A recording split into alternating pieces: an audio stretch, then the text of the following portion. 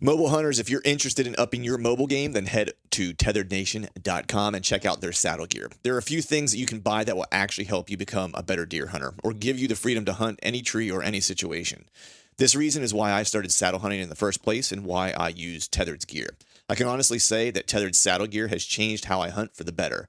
Big tree, little tree, from the ground, it doesn't matter. I'm untethered by my gear to hunt the best setup for the situation instead of hunting for a tree that my gear can use. My current core setup consists of the Phantom saddle, tethered one sticks, and the Predator platform, and along with an assortment of their accessories. So if you want to up your mobile game, head over to tetherednation.com. If you're like me, you spend a lot of time poring over maps, looking at weather data, all in an effort to help predict when and where my best times are to hunt. It'd be nice if there was a reliable source with all this information in one place. Enter the Spartan Forge app. Unlike some other predictive apps on the market, Spartan Forge was created from military combat intelligence experience tailored for hunters and stands at the nexus of machine learning and whitetail deer hunting. No more man-made algorithms. This is a predictive model based on real GPS collared deer data, historical and predictive weather, and the next level of mapping imagery, all at my fingertips. I've had an opportunity to use the desktop version last year and have been using the iOS app this season, and it has replaced all my other mapping tools. Visit SpartanForge.ai and sign up today, or head to your iOS or Android app store and download it today. This podcast is brought to you by Skull Brew Coffee Company. Skull Brew Coffee roasts premium single origin coffee, guaranteeing to deliver the freshest coffee directly to your doorstep. The kicker? They're 2% for conservation certified and donate 10% of their proceeds back to organizations who support the interests of our hunting community. So go to skullbrewcoffee.com and pick up one of their 3-killer roasts and fuel your hunt and fill more tags with Skull Brew Coffee.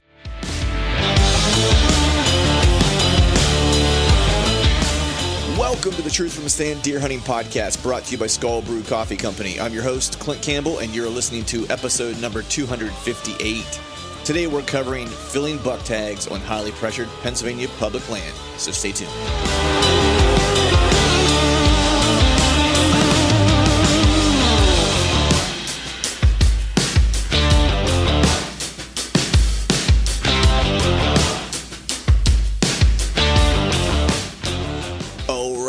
All right. What is up, everyone? Happy Wednesday to you. Hope you are doing well. Hope you are feeling fine. Hopefully you are fully recovered from the holiday weekend, the Thanksgiving Day weekend. Hopefully your food coma has subsided and you've been able to get back to normal. Hopefully all the folks out there that are my Pennsylvania brothers and sisters that were enjoying the opening of gun season, hopefully you guys found some success. I, on the other hand, was doing some family duties. Didn't get a chance to get out. Actually went out and pulled a bunch of cameras just to kind of get them out of the timber as the gun season kind of is upon us. And usually during the course of the year, this is kind of the I'll say like the 2-week break I kind of take, because I usually just get back from a hunting trip. You know, this year just got back from Kansas, last week. And usually the gun season is the time I take to kind of catch up on things at home, things that I've, either didn't finish or needed to finish before I left and didn't get a chance to before my trip. So that's actually what I'm doing now, trying to finish up my basement, trying to get that thing wrapped up, get prepared for Christmas, get the tree up, do all that kind of good stuff. I will sneak out every so often during gun season, take my bow, during the course of the week, maybe before work or whatever, when there's not a ton of folks out and things of that nature. But I really just kind of take a pause and then get ready to get after it for the late season, because I still have a PA tag to try to fill and intend to do that. And the bummer is I pulled some cards, and as has become kind of customary, I got the old okey doke from a particular deer that I was chasing, where again, missing him by a day. I was there the day before, on a Friday after work, hunting him, and then he came through and hit that particular scrape the next morning at like 9:00, broad daylight, on the 23rd of October. And then I missed him by a day again in another spot. I think I hunted the 27th or the 29th. I can't remember which it was, but he showed up on the 28th. And so I've missed him 2 different times by a day in 2 different spots. So, hoping he makes it through gun season, because he's quite the looker. And if he doesn't get killed this year, he'll be a hammer next year. But I'm not going to belabor this up front. Going to go ahead and just jump into today's podcast, but do have 2 things to kind of pass along to you guys before I get started. First thing is we have the holiday deals that are kind of going on, and Skull Brew Coffee Company is running a deal as well. So you can head over to skullbrewcoffee.com, use the promo code CM20 to get yourself a deal that is going to run through just the end of this week. And it is actually just with the inventory that is available. So once the stuff is gone, it is gone for the time being.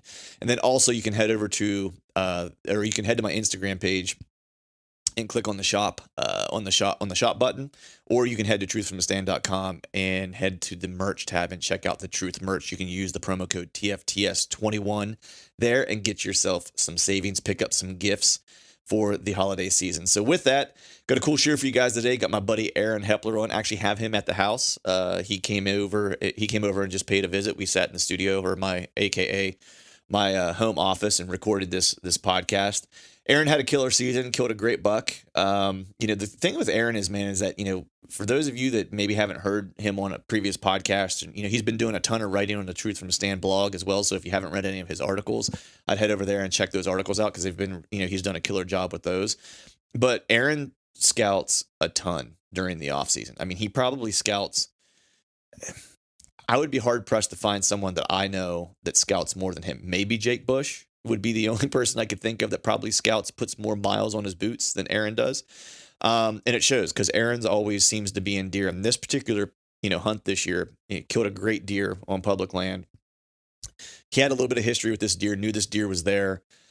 He's hunting a piece that was really kind of high pressure. And this is something Greg and I have talked about in the past. When you're hunting places like New Jersey, Pennsylvania, Michigan, stuff like that, if you're deterred by hunting pressure and human sign, you're going to have a hard time probably finding setups. And so Aaron did a great job of kind of not letting that deter him, knowing this particular piece was probably going to get some pressure, and just kind of finding the hidey holes in and around the pressure to have some really great encounters and have some really great hunts. And that's what we talk about today. So with that, we're going to go ahead and jump into today's podcast. And as always, I want to thank you all for listening. All right, folks, welcome back to another episode of the Truth from the Stand Deer Hunting Podcast. I'm getting spoiled, man, because I've had a chance to do a couple of these in person with my buddies, which doesn't happen all that often, but I'm joined at my domicile, Casa de Campbell. La Casa. Yeah, with my good buddy, Aaron Hepler. Those are the dulcet tones on the other mic. What's going on, buddy? Good to see you, man. Good to see you too, man. Welcome to the crib. To the crib. Yeah, man. I don't invite very many people out here. I'm a little bit of a hermit. I invited myself. Yeah, you did. No, I'm just kidding. Yeah. Yeah, I think you and Litzinger are the only two that I've ever actually had out to the that's not true. Wilson was the other one. So there's only ever been 3 people make it to my home studio. I think it's going to have to be a New Year's resolution. Greg, we're coming to do a podcast with Clint. Yeah, there you go. We'll have Litzinger. You can't bring him in. He just ruins things. It's like the place is a mess when he leaves. Yes. No. We're crashing your basement. That's right. It's he and I usually do a swap every year. It's like we go back and forth. And for whatever reason, it works out to like the summer, I'm usually at his place. Mm-hmm. Usually because I'm having him tune my bow. Okay. It's like, so I take it over there and he tunes it, we shoot. And then usually sometime in the winter, so probably like, I don't know if it's like February, March, or something like that. He usually comes out here, and then we do like a scouting session together and like a day of podcasts and stuff like that. Very cool. Last time I hammered him pretty hard and had like the 4-hour. You did that 4-hour. Yeah, it was like Q&A. Yeah, it was crazy. I think that was the longest Like I like podcasting, and that was enough for me. I was like, yeah, I'm done. I don't want to talk about it. I don't want to talk anymore. You can go home now. That's right. So what's been going on in your world, man? Are you ready for it? Well, first, before we start, let me be the first to wish you a happy Thanksgiving, because we're recording this Thanksgiving week. That's right. I probably won't talk to you. I certainly won't talk to you face to face. Yeah, over Thanksgiving. So, well, happy Thanksgiving. Happy early Thanksgiving, man. You got big plans? No, actually, I told you we just sold our house, so we're going to be doing Thanksgiving with my parents, and low key. We usually actually throw Thanksgiving. So you do? Yeah, we usually. Whoa. Yeah, the last like 8 years, it's been Thanksgiving at our house, so it's kind of nice.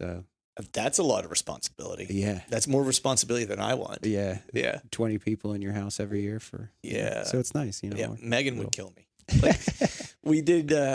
We used to do Thanksgiving on our own all the time, and it's just a lot of cooking and cleaning. Mm-hmm.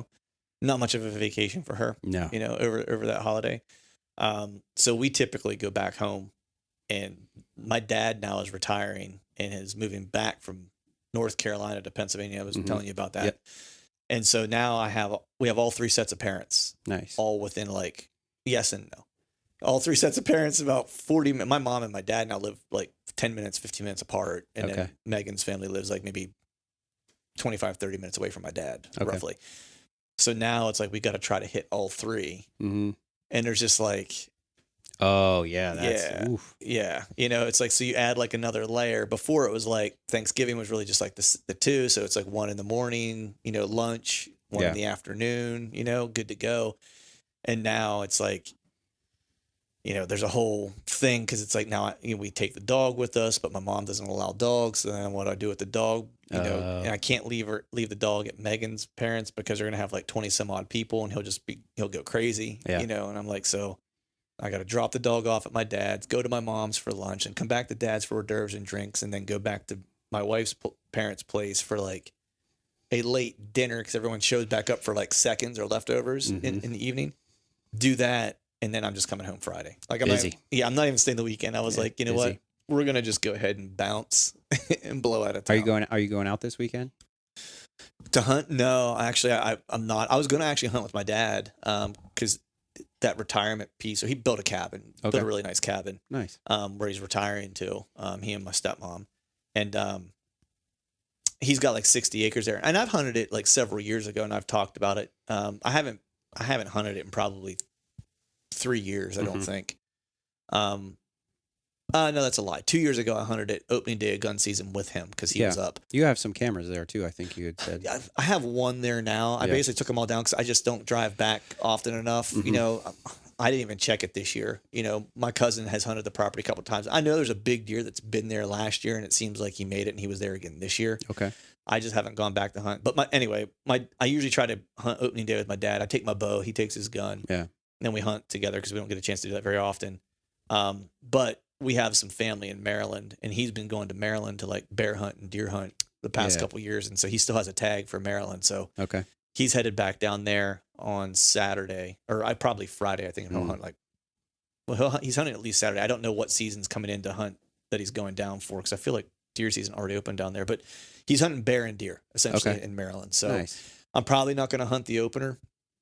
I'm a little I'm not afraid to admit it, a little burned out after like I don't blame you. You did the 2 weeks straight almost. Yeah, after the 2 week trip. That's always like a butt kicker for me, man. That's like when I get back, I'm usually good. Like I usually come back and usually it's the first 2 weeks of November. So I will hunt that like this week or last week and this week, you know, whenever I would get back typically, but I went a little later this year.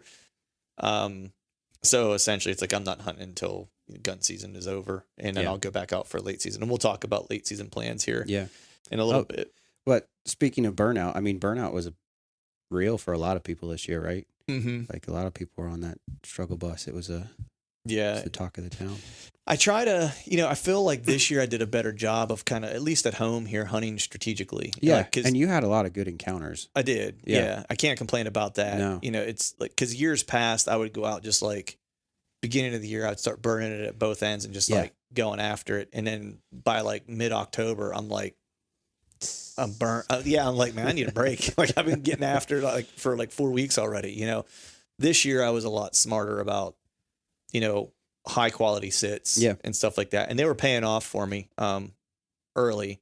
And then, the 2 weeks in Kansas was just like, that's a marathon. It's just like you've got 2 weeks, you got a set amount of days, and you're just trying to get after it every day. You're not home, so your whole goal in a place like that is to hunt. Like you're not all stopping. Day, every day. Yeah. Right. And it was different. Like there were times, maybe I should do a separate podcast on this, but there were times where it was like,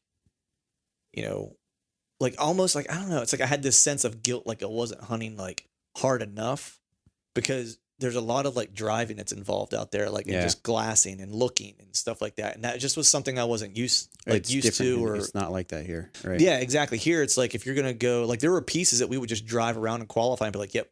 And we wouldn't even set foot on it necessarily, you know, and we spent like probably 2 days just doing that. And some pieces you would get out and you'd walk. Right. A lot of pieces you would just drive and be like, doesn't look good on the map. And I can't, like what I'm seeing from the road doesn't look great. And there's just like a small chunk of timber. Right. Or there's a truck parked there, and it's like, man, this piece is going to hunt so small. If there's one person in there, it's like too many, Right. Type of thing. Right. So it was a little bit different, but I've already made plans in my mind that I'm going to go back next year. Nice. Like I'm hell bent on doing it because I think Chad's going to draw Iowa next year, and so then I'll be, since we hunt together, we'll be off schedule for that 1 year for our 5-year plan, and then I'll go back out to Kansas most likely as long as I can procure myself a tag. But let's change the topic here and talk a little bit about what Aaron Hepler's got going on, man. So, what's new in your world aside from buying houses and selling houses and doing all that stuff? Dude, it's been a good year. I had a great fall. Starting out from the early season, I didn't see as many deer as I normally do, maybe, but for me, I was pretty satisfied with my season. It's been grinding at it since like February or March, just scouting a couple times. I've talked about it on the podcast before, but I'm a nurse, so I get all those built-in days off. Yeah, you do. Trying, during the spring to at least go out, once a week for, anywhere between 4 and 6 hours, if possible, if not like a whole day or two. Right. During peak set, like good shed hunting time and stuff. So, the early season really, I thought for me was great. I didn't, usually I'm trying to like hone in on the does and, shoot something early, but, I actually didn't even hunt a place that I had a tag for a doe until that Sunday hunt. I shot a doe that PA Sunday hunting. It's a good thing. It's a good thing. We like it. I'm always gone during, you know what I mean? I think I got a chance to do it, I think one time. Yeah. So I shot a doe on that, but before that I hadn't hunted a spot where I could even shoot a doe yet. It's been a great season. I had a really great encounter in the early part of October with one of the bucks that we had on camera, and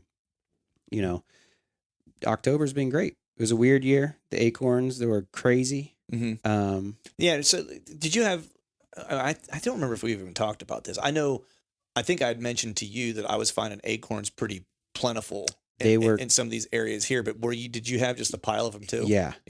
It was weird how they were like if you would get in, you could find a place that had like maybe 10 white oaks, and it would be like the ground would be covered in acorns. Yeah. Then you find like 1 or 2, and you're like, oh, this is good because they're kind of isolated, but they wouldn't be productive. Right. So I don't know what that means. What the ebb and flow that is, like why some are dropping this year versus not this. Because I've seen it in years where they all drop. Right. And then it's a real mess. Yeah. But I mean, we had 0 acorns last year.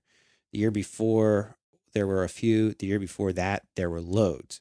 And that was one of those years where everything dropped. But I think with the 2 previous years before this year, you get used to seeing those patterns from like, oh, there's no acorns, the deer are like on this. Right. And those deer are in those patterns. You get used to that. And then when there's acorns, you're like, what happened? We're That's the tricky thing with October. And that's, a lot of the stuff that I had cameras on this year where I had some really good deer, and last year, some of them disappeared and stuff like that. And this year I got them into October, later.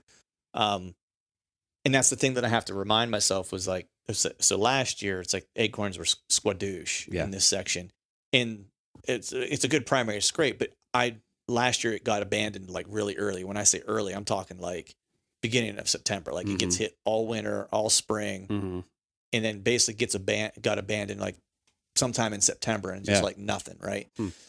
This year it got abandoned again, but it stuck around to like mid-October. Right. And it was because there was a pile of acorns in there. Yeah. And so it's like, it's one of those things you have to remind yourself when you're looking at your camera inventory, especially around, primary scrape areas, because primary scrape areas oftentimes outside bedding somewhere, most likely, and or bedding / near a potential food source too, and that was kind of what that one was. So depending on like the drop, what I'm learning now is going to really dictate how long that spot stays viable as a hunting opportunity. Right. And it didn't dawn on me until I think like the second hunt I had at that spot where I was like, this is really only going to be good till like mid-October and it's going to be done. Yeah. And so I have to remember that going forward on years where it drops. That big deer I was trying to kill was pretty active in there like the first 2 weeks of October. Yeah. And I was just kind of watching, trying to wait till he hit like the right daylight time. Yeah. And I waited too long. Yeah. I was too conservative on him because I thought he would stick around and he just didn't. And I probably had like a 2-week window where he was killable in there. And then that was about it. Right. Yeah. I mean, I had like some of my cell cams were popping off in the same areas where I had them last year within 2 or 3 days of each other. Right. Even though there were acorns. And I think that just has to do with how it's pinched. And also there's acorns there plus other food. Right. So I think that that's a benefit too. What I did realize with, I told you that I pulled some cams last week. I pulled them out before our rifle season opens here because they were in areas they're going to get stolen there. So low-hanging fruit areas. Yeah. So what I did notice is some of the areas where we were getting really great velvet pictures in July, tapered off towards the middle week in September. Mm-hmm. And I think the area that it was in is probably like near Clearcut, like loaded with berries and stuff, and they're eating all that stuff in the summer, tapered off towards the middle of September. But then I did notice that there was a lot of stuff that was coming back towards the end of the first week of October in there a lot, tapered off again. And, actually, there were a couple of pictures in the beginning, maybe November 1st through the 4th, where there was a lot of chasing through there. Right. So it's kind of weird how that kind of ebbed and flowed, but I wonder, those changing food sources in that Clearcut, depending on how the browse is, that might be something they're interested in at that point in time too. Yeah, I'm interested now you mentioned that at Livonia. I want to get up there and check that one camera I have on that road by that cut. Yeah. The one that we got all those hammers on. No, the one on the mountain. Okay. Yeah. Where we're getting all the velvet pictures. Yep. Because that kind of happened in that cut as well. It's like awesome velvet. When I pulled it, whatever it was, like first week, I think of October, it had all kind of dried up. Yeah. And I know there's food in there. So it was a matter of like, all right, acorns have dropped. They've transitioned. I'm just curious if they ever transitioned back. Yeah. If they did, I think I have a camera placed in a prime spot to kind of catch them. And that'll be great kind of information for next year. But the other thing that's interesting about that ebb and flow, it's like that would make a lot more like trying to decipher why that happened at that spot where it's like, okay, you had all the berries and stuff early, food transitioned, early October, the kind of filter transition back, which says like they probably ate a lot of the white oaks already that were in that general area. Right. Now they're kind of coming back for whatever browse might be in there. Then they disappear and then they come back chasing, there's cover, bedding or whatever. It would make a lot more sense to me if the leaves fell early this year and they were headed back to the cut for cover early in that October time frame, right? Like we had an early hard frost or something like that. But we didn't. Yeah. Like the leaves held around here to a lot of leaves were holding still whenever I was getting ready to leave, like this beginning of the second week of November. I mean, they're still not all. No. I mean, they're not. There's no color anymore, but there's still like foliage and breakup on trees and stuff like that. Because that's the one thing too is like when they start to transition, when the cover starts to drop in the timber, it's like if the cover ain't dropping, they don't necessarily have a reason to transition. If there's food in a particular area, right? Exactly. Especially as pressure increases through the month of October and stuff like that. Food becomes, especially for bucks, becomes less of a priority as the season goes. Cover becomes more the priority, and then travel and starting to get their ducks in a row. For late October, becomes the priority. So, that was one of the things I had a lot of driving to do. So I had a lot of time to think. About the deer woods. And it was one of the things I was thinking about was just like, man, there's a lot of leaves on the trees still. Yeah. As I was driving through, I was noticing it and stuff like that. Mm-hmm. But, man, so we talked a little bit about your season, a little bit about, what you were seeing in terms of like the food transitions and stuff like that. I want to dive into this buck that you killed and talk about that because first off, I was super stoked for you. Two, it's not super common necessarily, at least in my group of friends, where it's like someone watches a deer, or has inventory of a deer and ends up capitalizing and shooting it and playing the game. Not that the area wasn't right, but like just that particular deer didn't come through. Like maybe a different one came through and you stuck an arrow in it or whatever.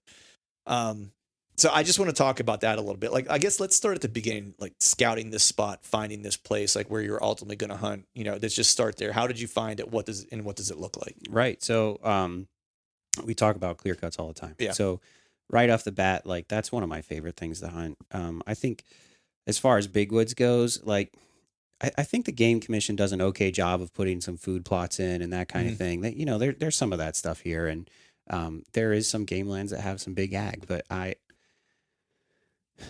not that they're terrible hunting. They actually can be really good. But they're just not my thing. Right. Yep. So this particular clear cut, in my impression, has always been pretty highly pressured. I've always been like, it's, I see like hot hand wrappers there and soda cans there. And, like grouse hunters are going through here, there. And so I know that it's pressured and it's not far off access, right? Like it's a distance into the game lands, but it's close to something that's walkable and that people are not going to have to put a lot of effort to necessarily get to a point to get into the timber. A lot of clear cuts lend themselves to that, right? Because they have some kind of 2-track leading to them or some whatever, the service road. That's how the logging trucks get in there or whatever. Like that's how most game lands in Pennsylvania are when you come and even when you get out of state, it's similar in a lot of places where it's like just like in Ohio or whatever, wherever you're hunting, it's the same thing. There's some kind of access in there for equipment at one point or other, whenever that happened, whenever that occurred. Right. So I actually had hunted. I shot a buck maybe 4 years ago in the same general area. Maybe like a mile away from spot to spot. So I had hunted this clear cut a couple times in the early part of the season, just because in the early season, it's hot as balls and it's hard to get back there. Like you're drained by the time you get back into this area.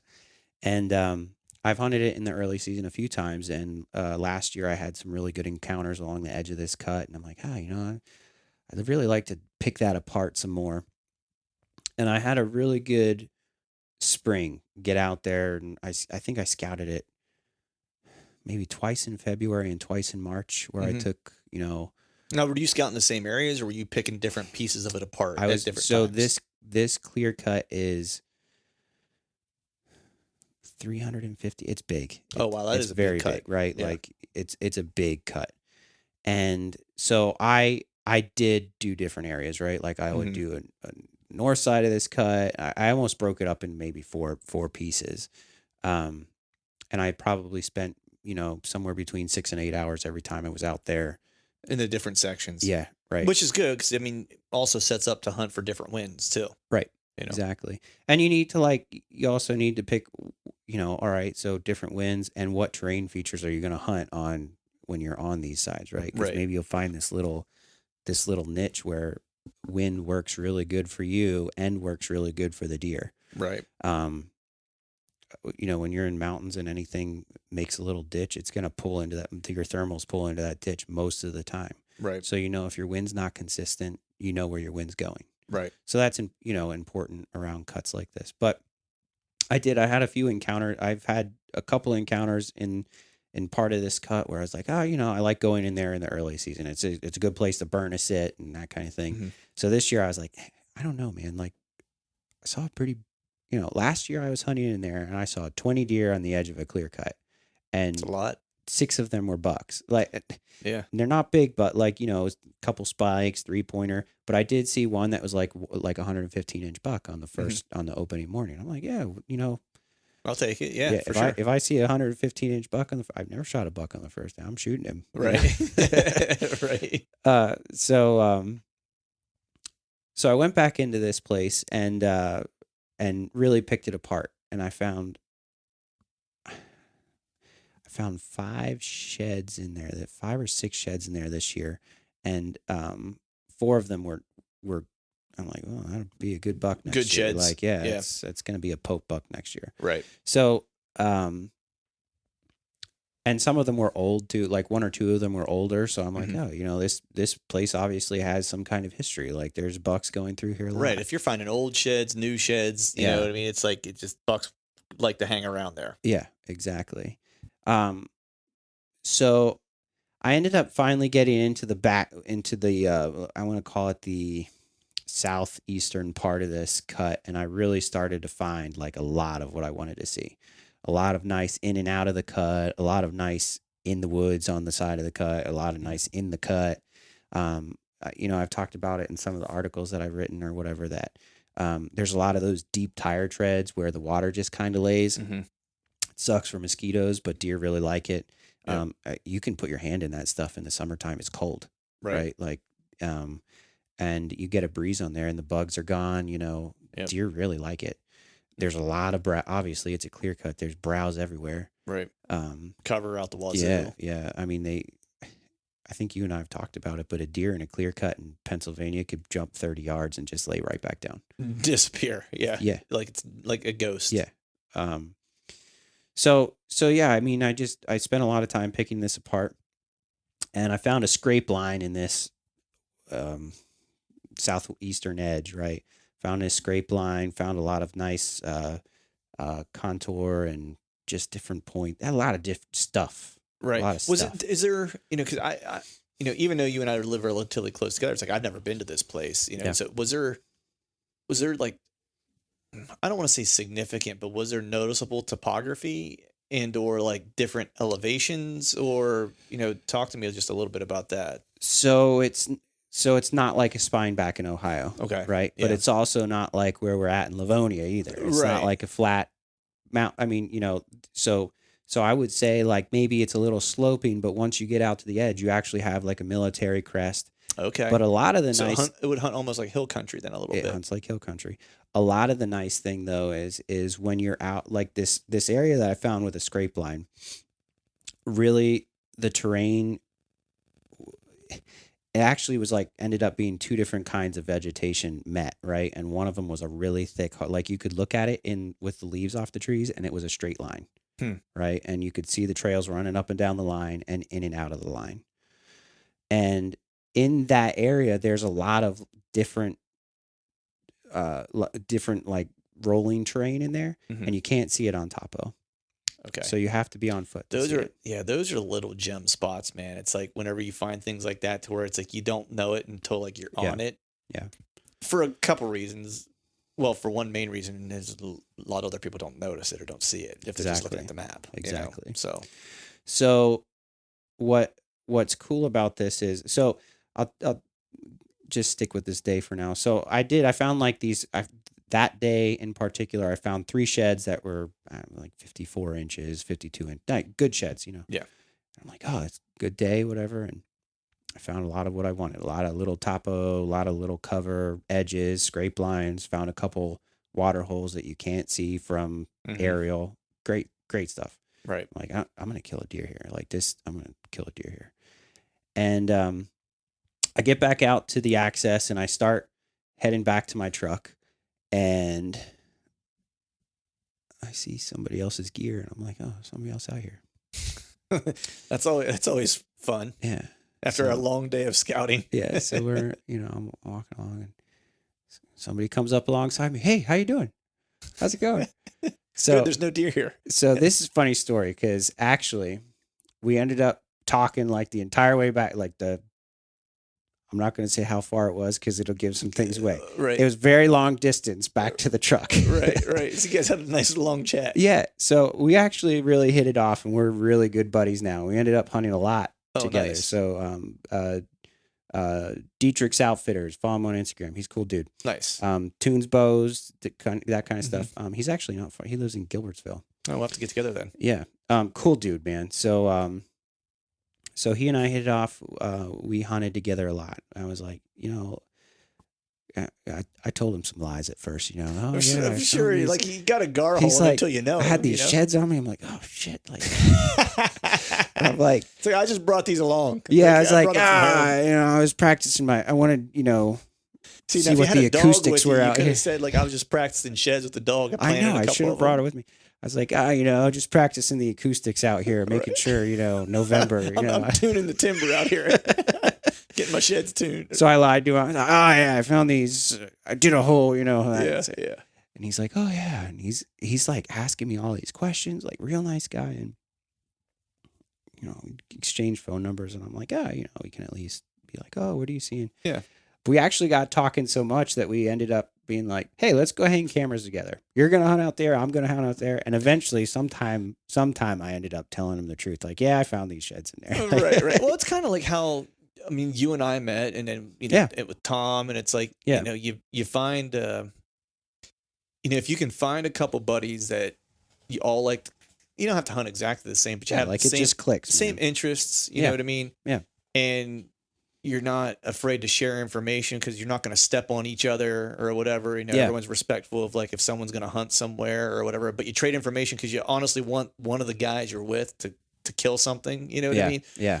Because I feel like me, you, and Tom, like we had like our text exchange going on like the whole time, and like I'm getting cell camera pictures, sending them to him like, hey man, there's bucks cruising on this part of this mountain, go get or whatever, go get him or whatever. I know, we're rooting for him so bad too. Yeah, we were. Yeah, still rooting for him. Yeah. Saturday. Yeah, but anyway. So it was, we were like, let's go hang cameras together. We ended up hanging cameras in June. So talk to me a little bit about your camera placements. Like, what were you looking for in this particular area that you were going to hang cameras? Yeah, was it your typical like?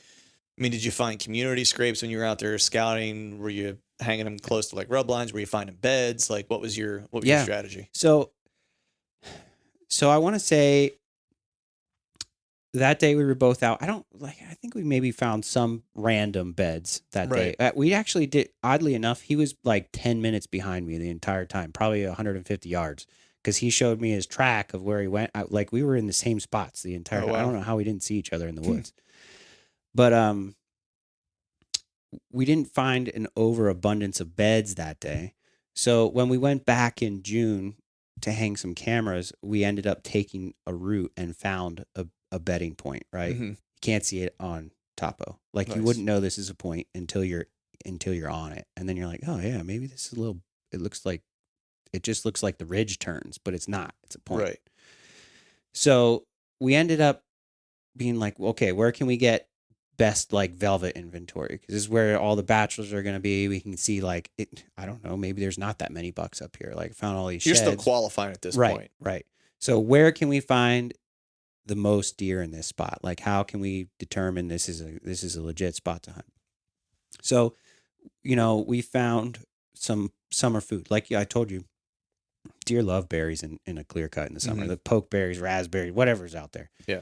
And we saw that in the big woods that we were on. The one area was covered in wild blueberries, raspberries, pokeberry, and up there was there just in the Livonia. Yeah, and there was just a glut of bucks in that one particular area, along with bears. Yeah, bears, lots of bears. Yeah, this area didn't have a lot of bears. Surprisingly. I had a hammer on camera just yesterday, and one just in like locally. Okay, probably got pushed. Yeah, it was probably nighttime photo. Tomorrow's the end of bear season, right? I think so. Saturday, Sunday, Monday, Tuesday. Yeah. So we hung cameras. We hung a few cameras out in a like almost an easily accessed spot into this cut, and made sure there's kind of a little bit of water source nearby and a lot of that kind of stuff. Summer food like the pokeberry and raspberries, stuff like that. And I think we hung 3 cameras out there. And I hung a cell cam out there that didn't pan out so good for the cell cam, but going in from that, I usually don't move my cameras, and I'm kind of glad I didn't, because like I said, that one area we ended up leaving them. I pulled those cameras last week, and it really ebbed and flowed. Mm-hmm. So I'm glad I left it in there to see that. But I knew I would get a lot of velvet pictures out there in that part of the cut. And then moving in from that, we hung some on community scrapes on that scrape line. Mm-hmm. I've showed you pictures of that scrape too. That was like tucked in. Yeah. And there's it's gnarly around it. Yeah. Was that really the big one that you sent me? Uh-huh. Like, yeah. So there's water right next to that. There's literally a water hole like 2 feet away from the scrape, and doesn't always have water in it, mm-hmm. but it's not a puddle either, right? Like it'll hold water longer than almost any other like little feature rain around there. driven Right. water hole, right? Yeah.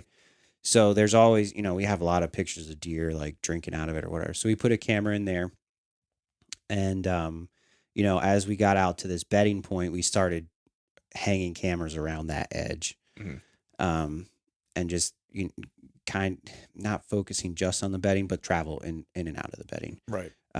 We did think about hanging some on, but I can't get into that. Yeah, that's one of those things where it's like, I always like the idea of it. If it's a cell camera, then maybe, but man, that's sacred ground. Yeah, and that's pushing the line too for me. And do you really need it? I mean, make a cool photo. Yeah. You know. Oh yeah, absolutely. But, do you really need it though? Yeah, and it's not unethical because it's not illegal, right? Right. Like if you're putting of course, travel in and out of the bed, different. You're putting it over a bed that you think a buck is using all the time, and this is not like this bedding area that we found is a used bedding area. This isn't one where they're like laying down, getting up, moving off, and they might not lay back down there for weeks. Like they're laying there every day. Right. I can't ever get into it where I'm like, oh, there's a buck there, I'm going there tomorrow, and then like right. watching him. Oh, he showed up. Now he stood up. Now he laid down. Now he stood. I don't. Right. I know it's not illegal. Right. Yeah. And well, I mean, with a cell camera, it's I would be in the same, I guess, position as you as far as, for me, it's less of an ethical thing and more of like, if I know where he's bedded and I know it's used that well, I really don't care. Right. Like to know exactly, like, I just want to know when he's going to and from. Like what wind what I mean? and that kind of right, thing. because that's what I really need to know. You know what I mean? Because I can't, look, just being honest, it's like being a working dude, chances of me being able to act on like like a real-time photo like that is like zero. You know what I mean? So it doesn't do me any good. Like I need to know like the strategy of him using that bed to hunt him versus like, I know he's there right now because I probably can't go do anything about it. And I also, there is a part of me where it's like, I really don't want. Right. You take a little bit of the fun out of it. Yeah. I want to beat him at his own game. Exactly. I don't want to like beat him. You don't want to trick him at his own game. Yeah. Exactly. So, so that was our camera strategy for that. And like I said, most of those areas really focused on the ebb and the flow of how the food went, especially because of the acorns this year.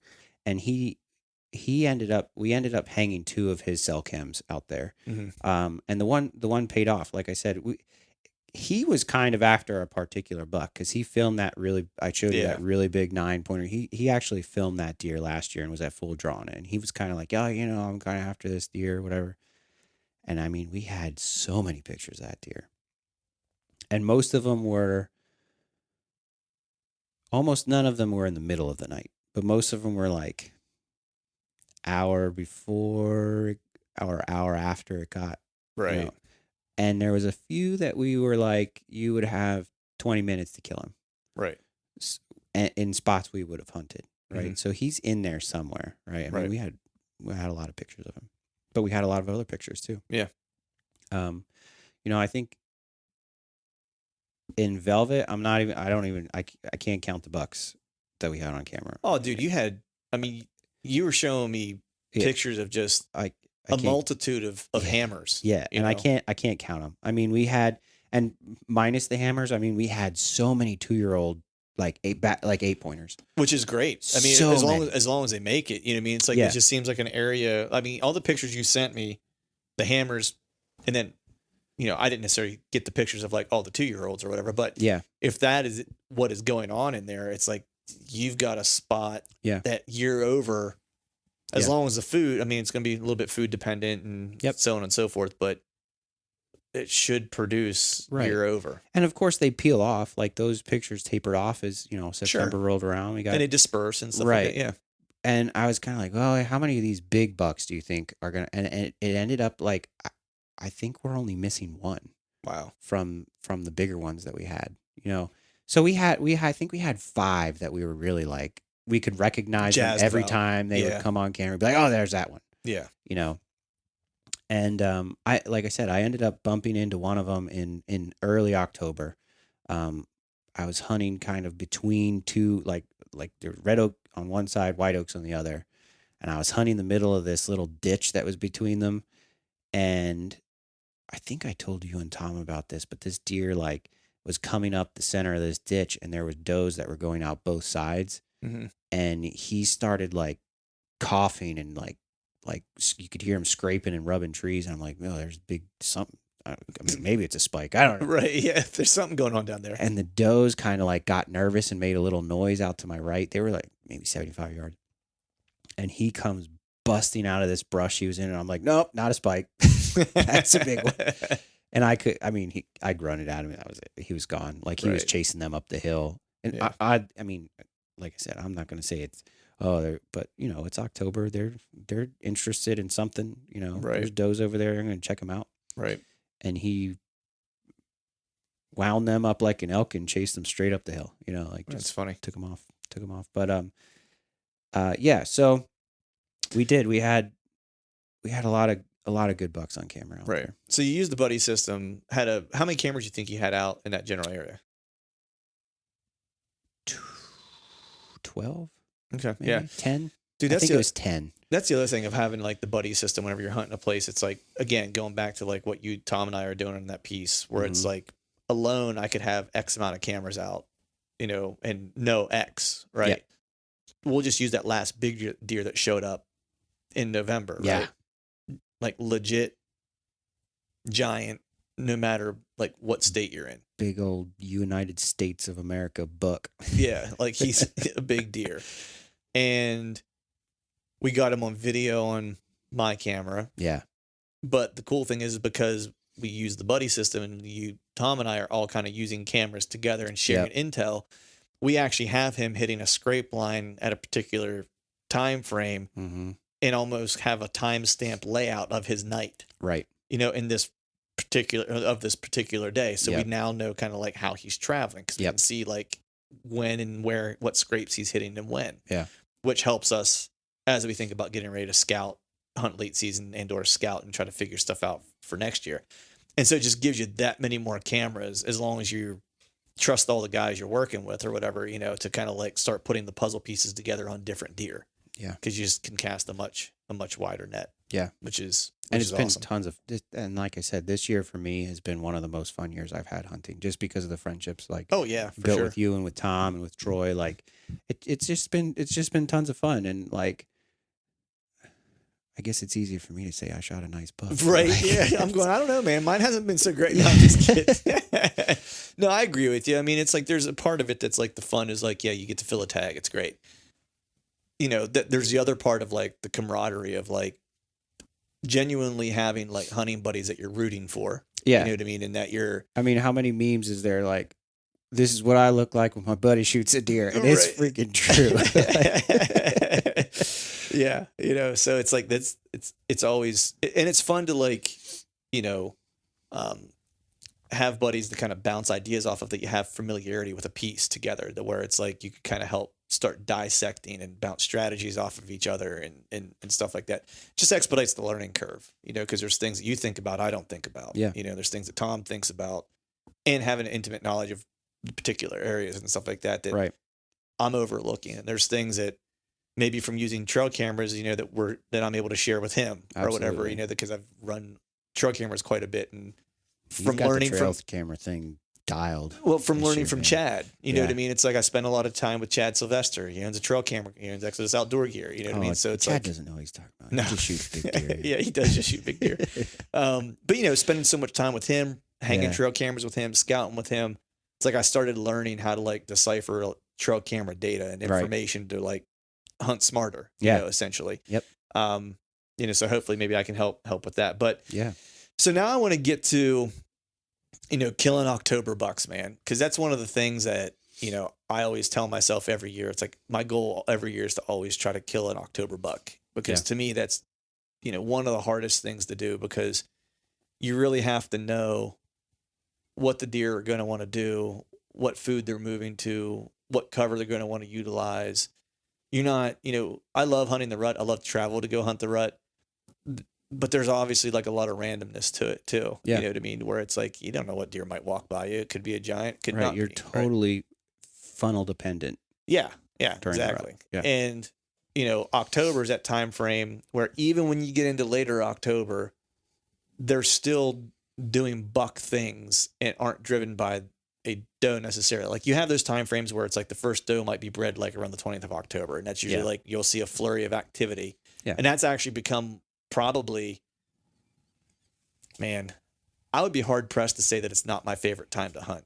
It's my favorite time. Because it's like I can still play I know what this deer is going to do. And their curiosity gets piqued just enough by like the breeding that's upcoming that they're willing to take more risks. It's almost better. Yeah, they're willing to take more risks. I still know what he wants to do, and he's still going to be somewhat, I don't want to say predictable. You know, he's not on a bed to food like, you know, summer pattern necessarily. Right. But he's also not. But he's using his spot. Yeah. Wherever he's transitioned to for the fall, he's now in his spot, and he's going to kind of start to. Yep. You know, I'm trying to figure out how to say it, like rule his roost to a degree. Right. You know what I mean? Right. And with that, he becomes a little bit vulnerable, but still with enough predictability to where I can use what I've learned about a particular deer or a handful of particular deer that might be using a specific area or specific terrain features or specific scrapes or whatever. Doesn't have to be a single deer. So it's becoming like one of my favorite times to hunt. So let's talk about this hunt. You had an encounter with a killer deer early October. Is that what it was? Yeah, first week in October. First week in October. So let's go like through the next. Let's get to the hunt for this particular deer when it all kind of comes together. Yeah, so we can just fast forward right to that last week in October. Now, did you have any other encounters like prior to that, like during October, or was it kind of lean after that first? Like, it was lean after that. I mean, small bucks, hitting scrapes. The scrape thing was really big during the, I would say, the second week in October. A lot of scrape activity where you could be like, oh, I'm going to see a buck in daylight on a scrape. And you usually would, but I didn't see anything, you know, a couple maybe 2-year-old scrubs or whatever that were hitting scrapes. Still not like responding to grunt calls or anything like that. They're just doing their thing. Oh, I'm late to bed. Check this scrape. Oh, there we go. You know, they're gone. Yeah. I think I texted you that one day that I saw like a 2-year-old 8-pointer and 2 does ended up bedding 20 yards away from me for like 3 hours. It had me in the tree. Right. I ended up snort wheezing and getting them to stand up and like walk down the hill because they didn't like it. Mm-hmm. And they laid back down. But it was far enough that I could like get down and get out. Yeah. And they weren't that bothered. I was kind of like, good to know. Yeah, exactly. I had to snort wheeze a couple does away in Kansas where I was like, you know, where clearly there was a doe and there was no buck with her. So she had already likely been bred. And I was like, I don't need you around here blowing my cover. Get out of here. You know, it's like, funny thing was one of them, I snort wheezed at her. She blew because she got a little spooky. Yeah. And this was the morning I had like, where I went to full draw on like a good buck, but I had 4 bucks come in after that. Like they heard her blow. Yeah. And Greg Litzinger and I have talked about this where it's like sometimes he'll make a doe blow just to say that, to give the signal that there's a deer in the area or there's a doe in the area. Yeah. Deer don't care. No, it's like we sometimes I think give them more credit than they're due as far as like they blew and it's like, oh, there's a human here. It's like, no, they just know that there's a deer over there and they've seen something. I think I've said it before. I've watched deer blow at box turtles. Like they blow all the time at something. Yeah. It depends on where that other deer is that deer might spook. But if they're like hightailing it past that deer and it's 50 yards away in the cover, it's probably not coming. Right. But if that deer blows and then just walks away or runs the other direction even. And if you're talking about rut or a cruising buck, that buck's miles away. Probably don't even hear it. Yeah. So it's almost nothing to worry about. Yeah. But anyway, so October bucks. Yeah. So not a lot. The scrape activity a little bit in the middle of October, but we get to that last week in October. And as most people in Pennsylvania know, this year was just not happening for cold fronts. It was just minor drops in temperature.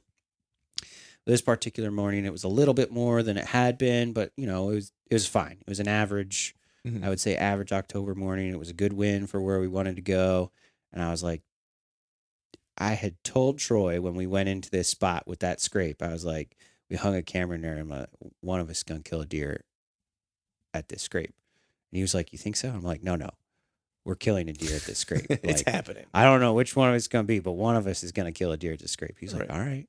And he had sat there on the opener, and he had a little faux pas with his bow where he just like a pin had come out of his one cam, and he couldn't draw his bow back. Oh, jeez. He didn't realize it until noon, but thank goodness he like drew as a practice, because Mhm. he probably would have seen that real big buck, Right. you know, and not been able to draw on it. Right. So he was like, "Oh man, I don't have any tools with me. You got any tools?" "I don't have any tools." Right. So bring Allen wrenches with you, because he didn't have any tools, and Right. had to go all the way back out to the truck. Didn't have any tools there, and he was just like, "I'm just gonna go hunt locally because I need tools to fix my bow." Right.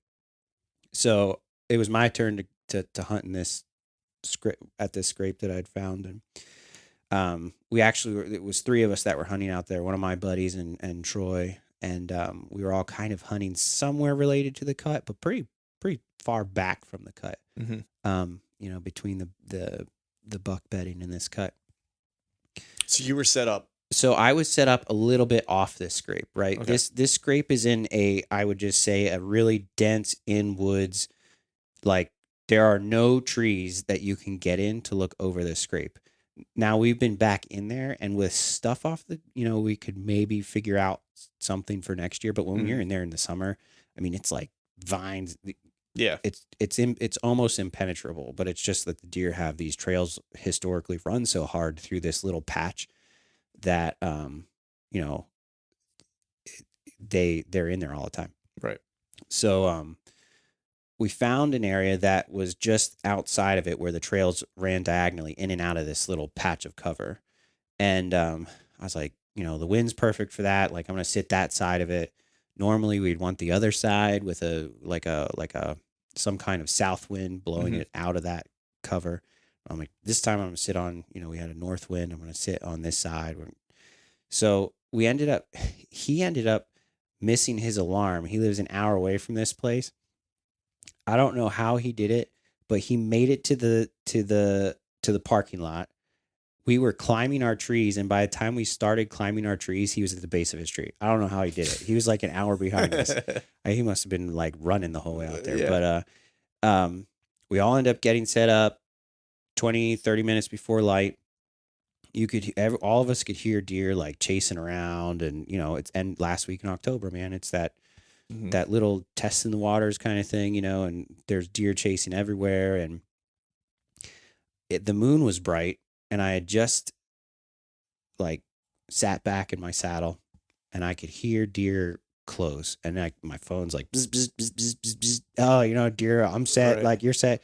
I'm like, I'm not pulling my phone out because I know there's a deer right over there. Right. And then I could see a deer moving its head in the moonlight, and then I could see some antlers, and then it just stood still. And I'm like, all right, well, I got like 15 minutes of like Before, dark left. I can't see that deer, but I could see there's a little buck there, and he's like 20 yards away. Man, and it's thick, but this is the patch where I have a little hole, right? Mm-hmm. And I could hear him making a scrape. Like, I could hear him go out a little bit, making a scrape. I saw him come back, and he's just standing there. I'm like, all right, now there's 2 minutes left, Right. Come on.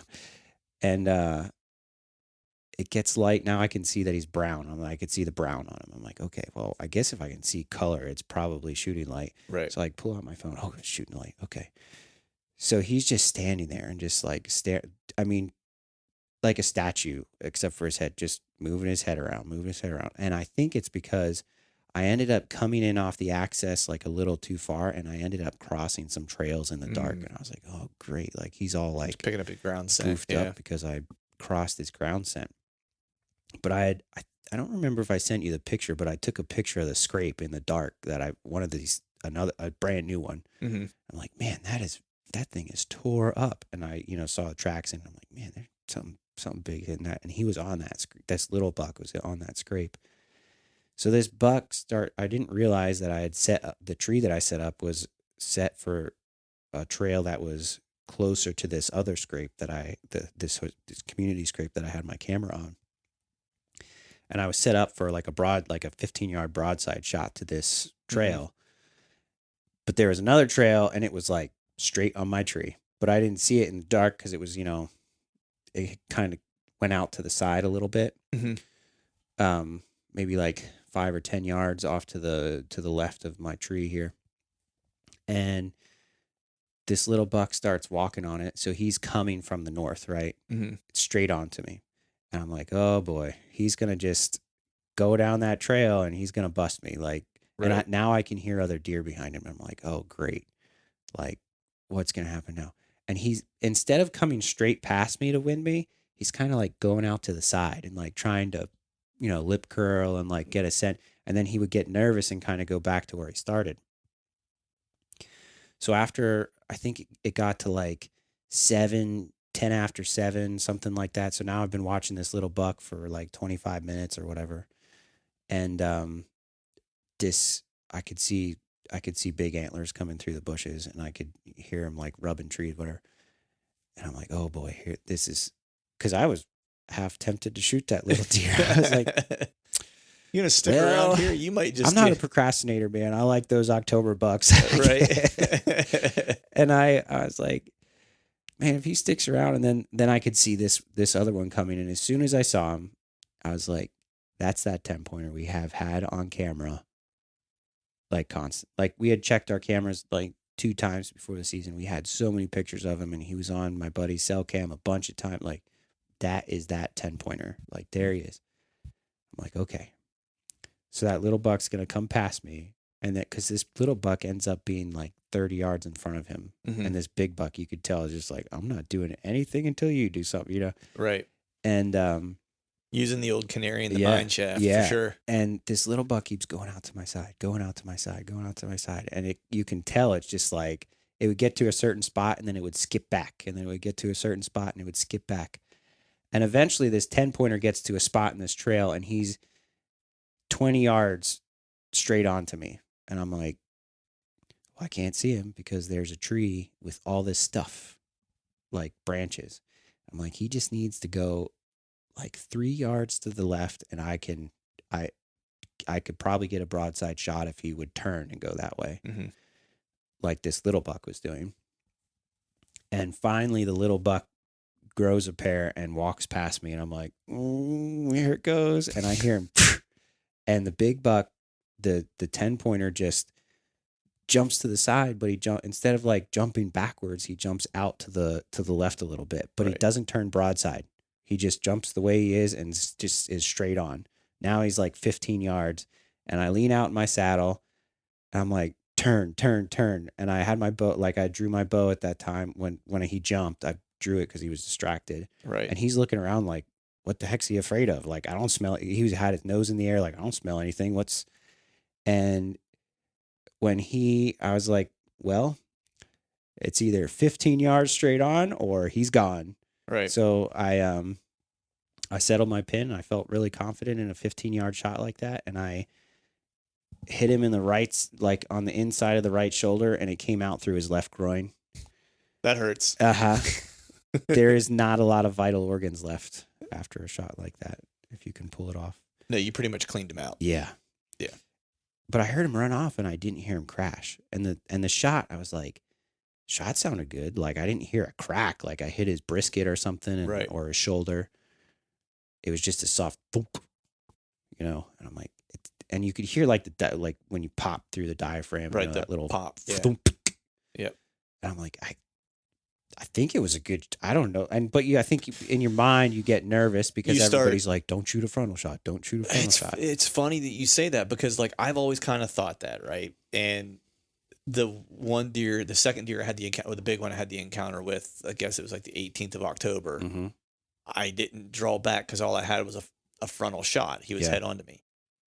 You and one other buddy this year both had frontal shots and just like cleaned their clock. Dan Johnson shot that giant. Well, that's 3 then. Right? Yeah. So you had one. My buddy Cameron from Exodus had I think he had a frontal. I think the one he killed in Ohio had a frontal, like while we were in Kansas. And yeah, you, Dan Johnson, and Cameron. It's not a shot that you should really take at like 30 yards, or, I mean, maybe if you're, I mean, my max range, I'm shooting at like out to 70 when I'm practicing. So right. I probably wouldn't take a 30-yard shot because that's getting close to my max. Like I would shoot a deer broadside at 40, maybe. Right. You know, because mine is like right around 30 to 35, depending on like what is in between me and the deer potentially. But that's about my max range in the for woods. a whitetail. A lot can happen between you and 40 yards. For sure. So I'm saying like max maybe 40 on a relaxed deer in a field. Yeah, no exactly. Wind, you know. Yeah. A frontal shot's not something that I normally would be like, yeah, I'll take that any day. But I wasn't that high in the tree, so I knew that my angle wasn't going to be really steep. Right out through the bottom of the brisket. I think I was only 12 feet in that tree. Maybe a little higher. But I think 12 feet is probably a good bet. So my angle's not like ridiculous at 15 yards. It's almost flat. And I kept drawing my bow and being like, yeah, it's pretty flat.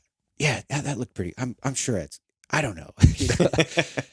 And but I didn't hear him crash when he ran off, and that bothered me a little bit. I'm like, yeah, I didn't hear him fall over. You know, well, my ears aren't that good. I don't know. Right. So I'm like texting everybody, and my reception sucks. And I think I got something. I called my wife, and I'm like, I think I just shot the 10-pointer. I don't know how my shot was.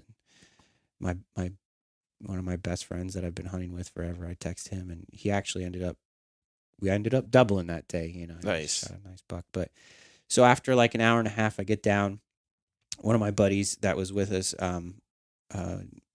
met me like halfway into the woods. Like he knew where I was, so he kind of came down in here, and he's like, I had started following the blood trail, didn't find my arrow, and I'm like, oh great, like did not, because you're thinking like, I think even with my angle not being that steep, you would have thought that it would come out like center chest or something, and you would have had like an exit right below the sternum or something. And I didn't have my arrow, and I'm like, oh boy. And then just like a piece of meat. And I'm like, ooh, I don't like that. Then a little drop of blood. Ooh, just like every 10 feet, there was a drop of blood. And I got to like 20 yards now, and now it's like more drops of blood. Big patch of blood. Meet up with my buddy. Now it's like a straight line. And I'm like, okay, well, that's good. And I look and I see a brown back and the antlers sticking up. And I'm like, holy, like, yeah. And I like run over the deer, and he's like, what are you looking at? I'm like, and I think the deer made it like 70 yards maybe. And I had run like 35 yards because I saw this deer 35 yards out. And he's like, did you find it? And I'm like, he's dead. I'm like freaking out. He's like, all right, you know, we go over this thing, and that's when we saw like my arrow kind of hanging out his left groin. It had gone the whole way through. And when he fell on the arrow, so the arrow backed up a little bit and went up and was poking the other shoulder. Okay. So I mean, it just like zigzagged up in there. Yeah.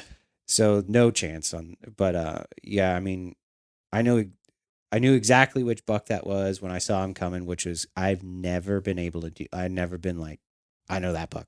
Right. That's awesome. Like I had so many, and I had last year, the buck that I shot, I had like one trail cam picture that hindsight, I was like, oh, look, I have a picture of that. In hindsight, right. Where you're like, oh yeah. Yeah. But I mean, this guy, I was this like, one you knew who it was the moment you saw it. And I had sent you and Tom pictures of this deer pre-season, and you know, he was showing up on a cell cam not far away, like the week before, like the last, like half an hour before dark, that, you know, and like, I'm like, he's in here somewhere.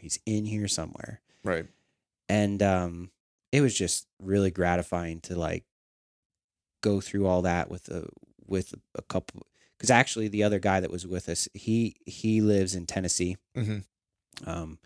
And he actually was home for like 3 weeks during bow season, and he came home a weekend during the summer to do some scouting with me, and we put like 13 miles in, hanging some cameras too. So it was really, really cool because it was a moment for all of us, right? Right. Like they all come to deer, you know, and we quartered them out and packed them out, and it was a cool experience to get to share it with some buddies and be like, look at all these pictures we had of that deer already. Like that was the best part for all of us. And you just spend the day doing it, taking care or whatever. It just becomes like you know, that's the you best shoot part one, your buddy shoots one too. Yeah. You just spend the day kind of taking care of it and just enjoying it, telling stories. Yeah.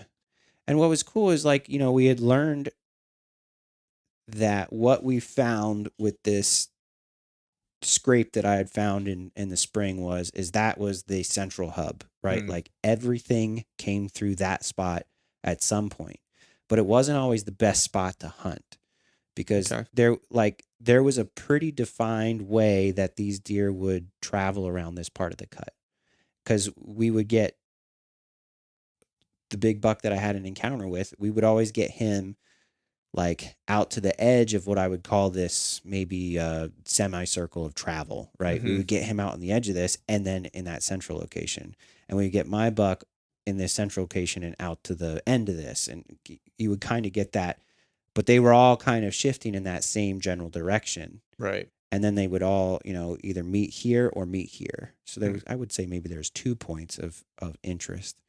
But it was really cool to like learn that and then like really figure out the time that they were going to be in that spot. Right. And he was going back to bed. Like he was checking scrapes. Is that what was he happening? was checking scrapes going back to bed. Nice. Like I said, that scrape that I passed in the dark, he was on it. The day before, we ended up having pictures of him the day before on the scrape that I was hunting in particular, like the one that I went there for. Right. He was on that scrape the day before and on this scrape that day. They were kind of in line. He just winds different those 2 days? No, they were the same. Were they? Yeah. Interesting. The one was like northwest and I was hunting in northeast. Okay. So maybe he was checking. Yeah. One might have been just better for the northwest wind for him. Maybe one was better for the northeast. Yeah. You know. It seemed they liked that area. Any north wind. Any north wind. To be a favorite. South, they were like hit and miss. More in the evenings, but you wouldn't always get them. Right. What do you think? What was the key to killing this deer, in your opinion?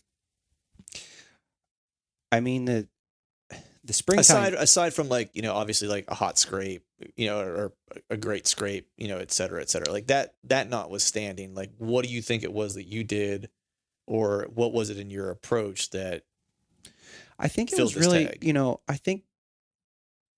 Well, obviously, it's all the time that you spend in it, but I think the spring scouting for me is what kills bucks. Mm-hmm. You find those areas, and then you learn those areas, and then you learn what's in those areas, like what food is going to be there, and then understanding when they might use that food, when they might be using the sign that they're making. Because I mean, you go in there, and it's all sign. Mm-hmm. Like there's rubs everywhere. The scrapes are a little bit more defined, but like, if you pick a deer trail, you're not going to like, there's trails everywhere, right? Like littered. So I think, for me, it's a spring scouting. And then I think edges are a big thing, learning those edges and then learning why they would want to travel those, learning the food that are along those edges or inside those edges. What would make them run into that cover that, this patch of cover that scrapes in is really dense, maybe like a 30-yard circle. Mm-hmm. But then around that, there's like maybe 100-yard density of brush and maybe a 200-yard circle of a little bit less dense area. Why would they be in those areas? What's pushing them in further into those areas? I think the water hole was a big thing because it's kind of if it's dry out in the cut and there's not that standing water in there, what's the next water source? I think that was pretty big. There's not a lot of moving water in there. The closest moving water is maybe 100 yards away, but usually that's pretty on the dry side too. Right. Maybe it only has a little trickle or nothing at all. Right. So water on the mountaintop is down low unless you can find one of those mountaintop swamps or something that you like. Right. Or that we find in the Livonia. Yeah. In the old LV. The old LV. Got a hot LV. Yeah. It's the LC. Nice, man. Well, I was stoked when I got your text. I think I was actually in the woods when I got your text, if I'm not mistaken. You were, yeah. Yeah. That was a good day, man. Oh, that was a nice morning. Yeah. I was super pumped. For you. I think I called you on my way home. I think, yeah, we definitely talked that day. I know I Yeah. got the text. I'm pretty sure I was in the woods, and I think we talked. I don't remember if I called you or you We called talked me at some first. point. I don't remember Yeah. what time it was. So now that you got that, that out of the way, got the buck out of the way. What are your plans for late season? What's going on there? I'm a full-blown meat hunter right now, man. Full blown meat hunter. Full-blown meat hunter. Like I said, I shot a doe on Sunday hunting. Sunday hunting in Sunday hunting Pennsylvania. in Pennsylvania. There's actually a bill out there. I think call your representative or email them. That's right. Harass them. Get the details from the backcountry hunters and anglers. Mm-hmm. They got a lot of info on their blog on that. But no, I shot one already. I have 4 tags left. 4 doe tags left. I hope to fill at least 2 or 3 of those. Mm-hmm. Maybe more. I don't know. There you go. I'll donate something, I guess. Right. We'll see. You'll be moving a lot of deer meat whenever you go to move. Man. My wife was like, "What are we gonna do with all that?" I'm like, "We're gonna put it in coolers and move the freezer to your parents' house, and it's going in the cooler until we move, or in the freezer until we move." Exactly. Yeah. So there's 2 in the freezer now. Bo shot 2 of them. Like I said, I didn't really want to transport all my processing supplies up to my parents' house to do one while we were trying to sell our house. Right. And I didn't think demonstrations would be a hot selling point. So Right. maybe samples. I don't know. Right. Yeah. Samples. Exactly. Yeah, man. I think for me, for late season, it's I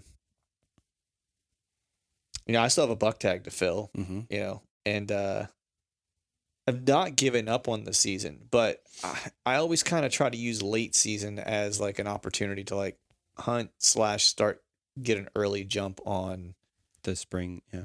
Yeah. And so I think headed back up to that piece we've been spending time on, I think is in the cards for me for late season. I'm in. Yeah, only because I don't like a lot of what I had around here like hasn't been back on camera, which has been pretty typical for me for around here. It's like usually, if I don't get it done by like the first week of November around here, like they get pretty skittish, Yeah. I'll spend a little bit of time. I'm not going to head up to that piece necessarily every weekend. So I'll certainly spend a little bit of time out here trying to figure out where they're holding up. But just the inventory that we've had on camera, like I really want to go up there and spend some time, and hunt late season and use it as a way to start to get a jump on,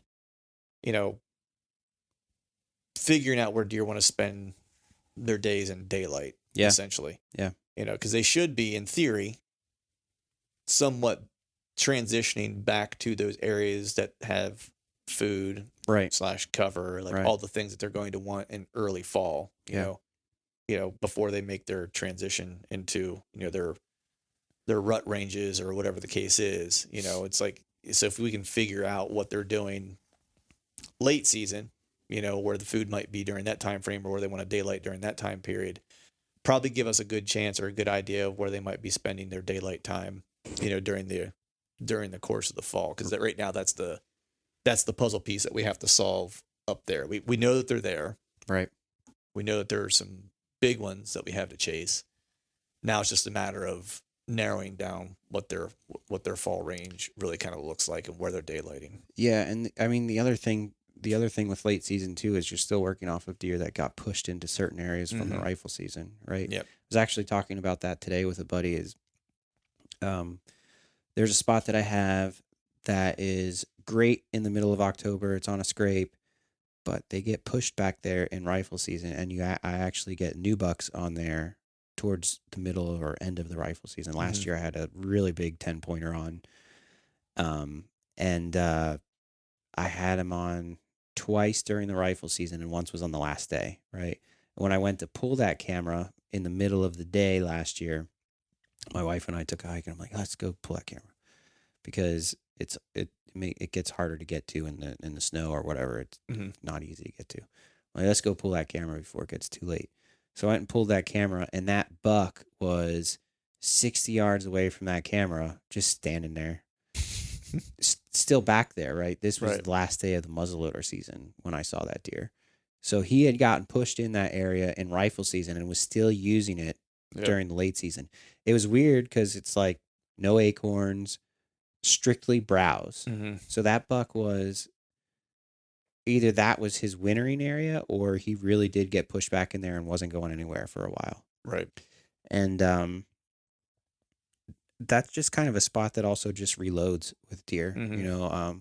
There's a nice bedding area in there. But what I sent one of my buddies in there the other day, and he killed his second buck with a second buck period back there. It was on the last day of the bow season. Mhm. So it's just, thinking of those areas where they get pushed to after the rifle season is a good strategy too. Yeah. I know one of the places locally has, whenever I was in there, the one big deer, there was a lot of white oaks in there, but there were a ton of red oaks in there. And so I know, like, for me, it's like, that's going to be a spot of interest for me to see if maybe, because I'm pretty sure he's not bedded far from there, because I had him like right on the cusp of, daylight as he was working his way back to bed, hitting a scrape or whatever. And there's just a shit pile of red oak acorns that are in just that general area. That's not so much in other spots. There's really two spots on the side of like these different cuts that are loaded with acorns. So he's one or the other. Yeah, like those red oaks in that winter time period are just money. Like that's what they're. As long as they don't have bugs, for. and I checked them to make sure they didn't have bugs. At least they didn't have them whenever I was walking through checking them. During the fall, we'll have to make a plan to go in and kind of check them, scout my way in, see if if they're still viable or not. But if they are, then I know where I'll be spending a little bit of time, at least locally. Yeah, and I would say, I think you and I hung that camera in April in Livonia. Mm-hmm. That area is just full of browse. Yep. And we had a lot of wintertime bucks on that camera. We did, because exactly. There was a pile of them in there as they were just popping nubs. And I know, right, they didn't have antlers, but I mean, we have one or two pictures where it's just like 4 or 5 bucks just going along and eating the browse on that logging road that was on, right? Yep. And I mean, the cover in that it's perfect for late season, for cold stuff. Yeah. Well, when you get on the back side of that too, they have some decent thermal cover. Exactly. As well. Yeah. So. Yeah, and you have. We've always said that there's not a lot of topography there, but that's is a place that has like a little bit. Yeah. Where they could hide from a north wind or hide from some. When you get on the backside of that too, I think there's a bunch of cedars and like shitty little scrub pines and stuff that are back there too, if I'm not mistaken. Yep. So minus the recreational traffic. Yes. Which maybe is that the place where Tom said you can't ride bikes anymore? I'm not sure. Can't do so. Well, I don't know. Maybe. Actually, I think it is. He sent us a picture of some sign that you can't. I think it was up actually in the other. Oh yeah, You're right. Yeah, because he wanted to pedal his ass off out there. Yeah, he did. Well, man, we've been rolling here just a little over an hour. I want to be sensitive to your time. I know you have a little bit of a drive home. I appreciate you driving out to do this in person. It's always good to see good to see your mug, man. Yeah, you too, buddy. And looking forward to some late season hunting with you. You're hunting, scouting, filming, pictures. Yeah, dude. It's now that you got your buck tag filled, if I go up for a late season hunt, you want to come along? I'm with you. We can jump in a tree together, do a little filming, a little scouting. Because my plan is really to go up, scout during the day, and then find a place and hunt the evening. Yeah, is really like the kind of the strategy for that. That way, I think, get a little. I think that's a great plan, because I think after I'm gonna be sitting in a doe day spot on Saturday. I just talked to the farmer that I hunt with, and I'm sitting in a doe day spot. So after this weekend, I think my wife's going to be a little bit burnt out from bloody tables and cleaning processing equipment. Well, there's worse things to be tired of. Yeah. Yeah. You can always bring it over here. I'll take care of it. At least I can cook it, There you go. Maybe that's the trade. You help me clean it, I'll cook it. It'll be good. Yeah. Awesome, brother. Well, I appreciate you coming out, and congrats again on the killer buck. Thank you, buddy. Super happy for you. Appreciate it. Looking forward to spending some winter and spring with you in the trailer. Let's do it. All right, folks, that is a wrap for today's show. I'd like to thank all of you for listening. And if you haven't yet, please head over to iTunes and leave us a 5-star rating. And hell, while you're at it, head over to YouTube and give us a sub there too. I'd be super appreciative if you'd be able to do those 2 things for me. And before I shut this thing down, I need to give a big shout out to our partners who continue to help us make this podcast possible. Tethered, Exodus Outdoor Gear, Skull Brew Coffee Company, and Maven Optics. And until next time, we'll see y'all.